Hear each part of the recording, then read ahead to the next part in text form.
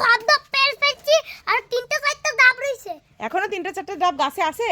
হ্যাঁ আর এই সব ডাবগুলো পেরে ফেলছো? হ্যাঁ। দেখেন গাইস কত ছোট্ট ছোট্ট ডাব। কাঠবিড়ালের অত্যাচারে ওয়ালিদ সব ডাবগুলো পেরে ফেলছে। ওয়ালিদ একা পেরেছে না তোমার সাথে আর কেউ পেরেছে? আমি তো পেরেছি, আমিও পেরেছি। সাথে ওয়াজি তো পারছে। তোমরা দুই ভাই মিলে কয়টা ডাব পারছো? গুনো তো এখানে কয়টা ডাব আছে।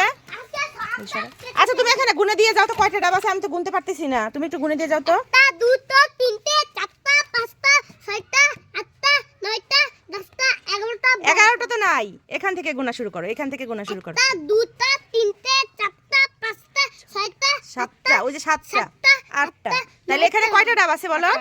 8টা ডাব। আরো 3টে ডাব কাঠবিড়ালি খেয়ে ফেলেছে। 8টা ডাব তোমরা পেরে ফেলছো তাই তো?